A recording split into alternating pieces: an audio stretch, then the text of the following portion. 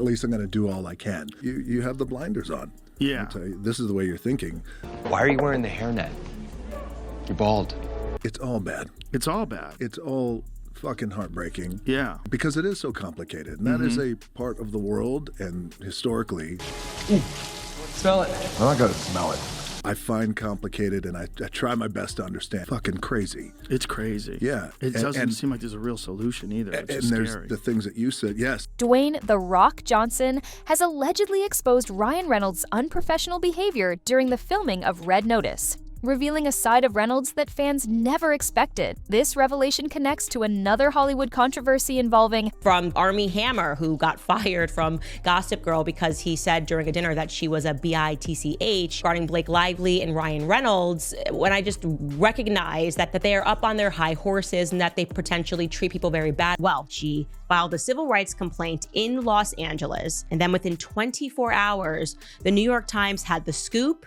They published the complaint in its entirety, and it looked suspicious. If you look at that URL, look at the date on that, 12/16/2000. Reynolds' wife, Blake Lively, who took over the direction of It Ends With Us from Justin Baldoni, leading to a heated legal battle. These incidents highlight the complex dynamics and power struggles within the entertainment industry. The filming of Red Notice was supposed to be a blockbuster dream. I know for a fact that the mainstream media will lie and they will smear on behalf of their powerful friend. I believe in due process, which is why I always read the facts of the case before accepting the media narrative. That they were plotting with the New York Times for months to smear him, and there may be some important evidence, okay? And that's largely due to the fact that she is a modern feminist, and so she has to create struggle where there just isn't any, okay? 3 megastars, a massive Netflix budget, and a globe-trotting heist plot. But behind the glossy trailers and polished interviews, something ugly was brewing. According to insiders, the atmosphere on set was anything but smooth. Dwayne "The Rock" Johnson, known for his ironclad branding as Hollywood's most bankable good guy, reportedly began arriving late to set. They shared those together. They concocted a complaint that they filed with the Civil Rights Division. They omitted texts that would have provided contact. Hey, Lily, you want to do the honors? No, you go ahead. I need to take it in from here. Ryan and Blake and two other of her friends all staged a mass unfollowing of Joe Alwyn like they were 13 years old. Okay, Ryan, you're 48 years old. Grow up.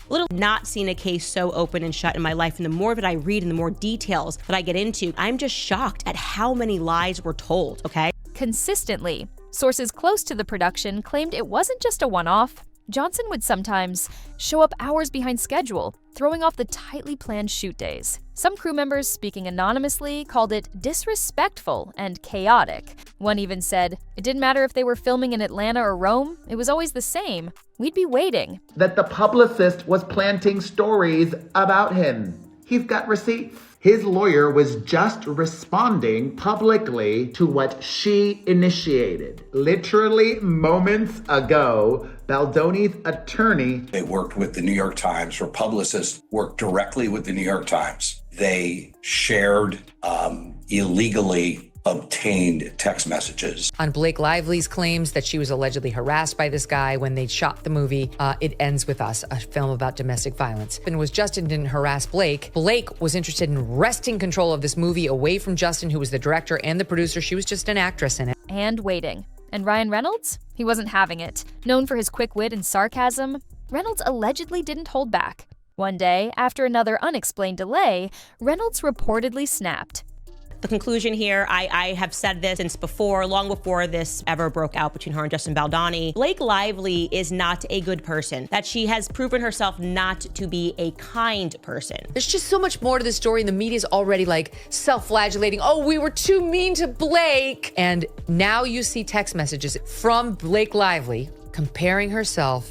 She's the mother of dragons in Game of Thrones, that she too has her dragons, Ryan Reynolds and Taylor Swift. He confronted Johnson directly in front of part of the crew. While no one's leaked the exact words used, insiders described it as a heated exchange that left the entire soundstage silent. For two stars who had publicly joked around and hyped each other online, the real-life moment was described as awkward, icy, and tense. After that, the vibe on set shifted. The kind of lawsuit that is full of evidence, documents, which prove exactly what she did to take over the movie. But they believed her narrative instantly because the allegations were so strong. And I just kind of held fire because I don't trust the New York Times to save my life. The chemistry that producers were banking on between Johnson and Reynolds allegedly crumbled. Scenes that were meant to play off their banter became stiff.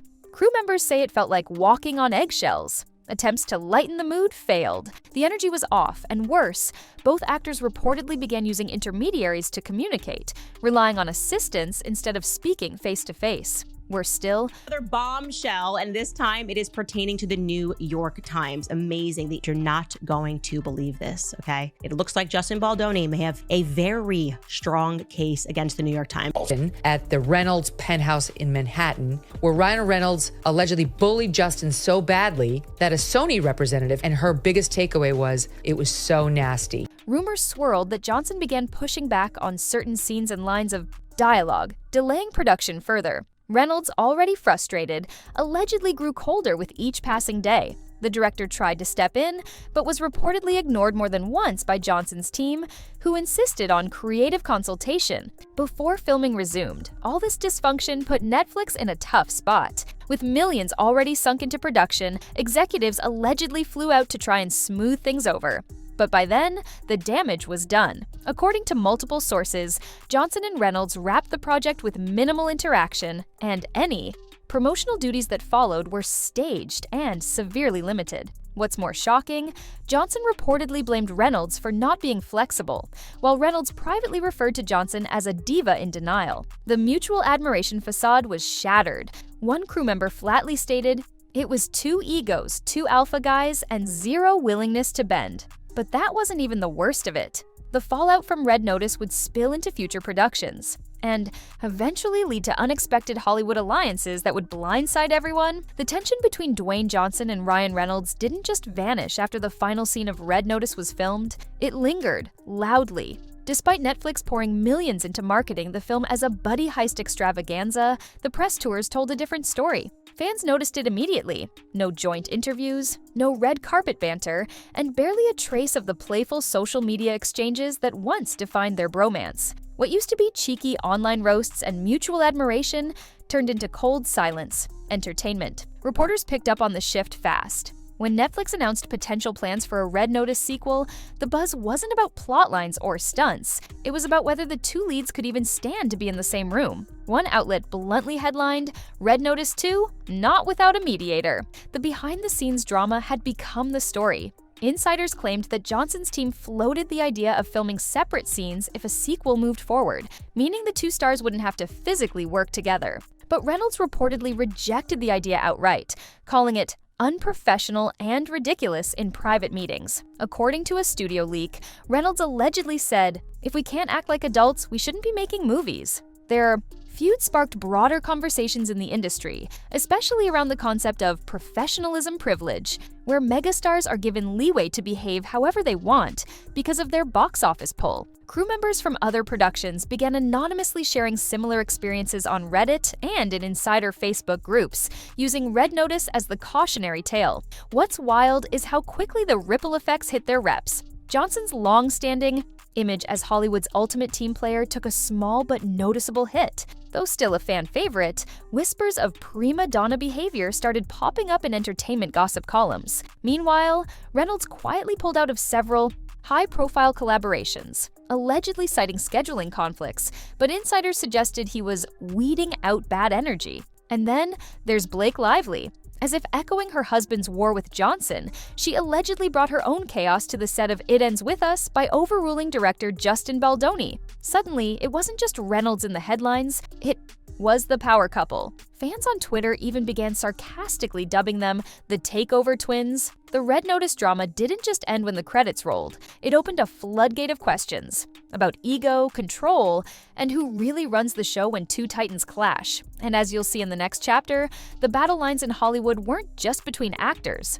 They were creeping into marriages, sets, and studios across the industry. While Ryan Reynolds was allegedly going toe-to-toe with Dwayne Johnson behind the scenes of Red Notice, Blake Lively was creating her own storm across town. And this one wasn't about scheduling conflicts or playful rivalries. It was about power, control, and what some insiders now call the great hijack of It Ends With Us. From the moment Lively was cast as Lily Bloom in the Colleen Hoover adaptation, the project was under a microscope. It was a huge moment. An A-list actress bringing one of Book Talk's most beloved and divisive novels to the screen. Fans were divided over her casting, but no one expected what came next. According to crew sources, Lively didn't just want to act, she wanted to reshape the film from the ground up. Justin Baldoni, who initially optioned the rights to the novel and was set to direct, allegedly found himself slowly pushed out of the creative driver's seat. At first, Lively's requests were framed as collaborative. She wanted script input, tone adjustments, and wardrobe control.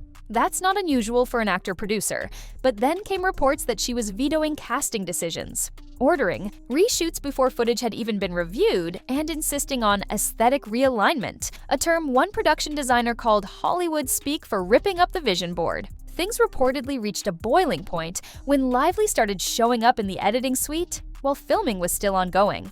She allegedly brought her own editor to review dailies and even made changes to the third act's emotional climax. Baldoni, blindsided, pushed back, but insiders claim he was shut down repeatedly by studio execs who were more worried about optics than loyalty. Behind the scenes, tensions escalated fast. Crew members were split. Some saw Lively as a strong, hands-on creative force determined to elevate the material. Others described her as micromanaging to the point of madness. One even claimed she rewrote an entire scene during lunch and made the cast reshoot it that afternoon without informing Baldoni. The dynamic became toxic. Rumors swirled that producers were quietly looking for a mediator, but it was too late. What started as a collaborative project had turned into a silent war zone. And the final blow? A slate of leaked emails allegedly showed Lively bypassing Baldoni entirely on key decisions, coordinating directly with Netflix and Hoover's team to greenlight changes. One line in particular made its way through the Hollywood grapevine.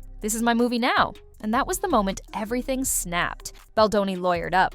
Lively's team fired back. What began as a passion project morphed into a legal powder keg, setting the stage for one of the most unexpected and bitter disputes in recent film history. But the real bombshell? This behind-the-scenes coup didn't just cost Baldoni creative control, it may have torpedoed his reputation. And Blake? She wasn't done taking over. Not by a long shot.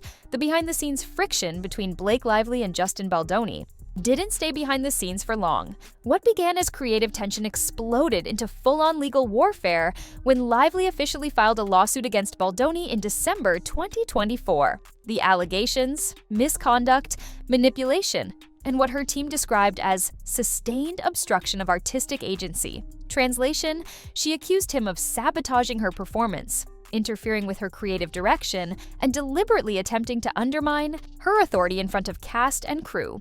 Almost instantly, Hollywood insiders lit up their group chats. No one saw this coming, not from Lively, who for years had cultivated a polished, tightly controlled public image as both a fashion icon and a serious artist. And definitely not from Baldoni, the so-called sensitive soul of Hollywood, known more for TED Talks and empowerment campaigns than litigation. But here they were, two faces of modern Hollywood, now battling it out in court with accusations that pulled back the curtain on everything the studios didn't want aired. Baldoni struck back, hard. Within weeks, he countersued Lively, and this time it wasn't about creative disagreements. It was about defamation, emotional manipulation, and what his legal team labeled as calculated civil extortion. In the 2 to 12-page filing, Baldoni alleged that Lively weaponized her media access, used PR surrogates to leak targeted smears about his conduct, and, perhaps most damningly, threatened to tank the film's release unless he relinquished back-end profits and final cut privileges.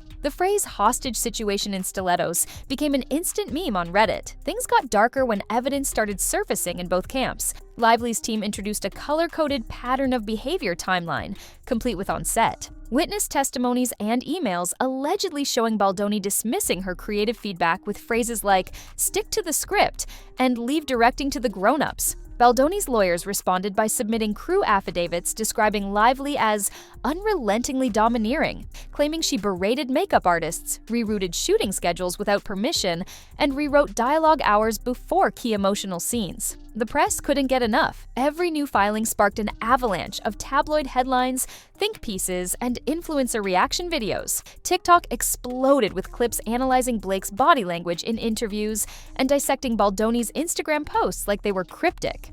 Diss tracks. Legal commentators dubbed it the trial of the aesthetic ego, a bizarre battle where both sides accused each other of creative terrorism under the guise of empowerment. And through it all, one terrifying possibility hovered. Over the entire production, the completion bond. With millions on the line, if either party was found liable for sabotage or reputational damage, insurers like Chubb could refuse to cover losses. That would nuke not just this film's budget, but also jeopardize the greenlighting of future projects involving either name. Suddenly, it wasn't just about who was right, it was about who was still insurable. Behind closed doors, mediation attempts reportedly collapsed. Both sides wanted scorched earth. Lively refused to settle unless Baldoni issued a public apology. Baldoni countered that he'd rather direct from prison than cave to what he allegedly described as narrative blackmail. In a chilling twist, rumors began circulating that the entire court battle might be filmed. Netflix allegedly floated a high-stakes docuseries offer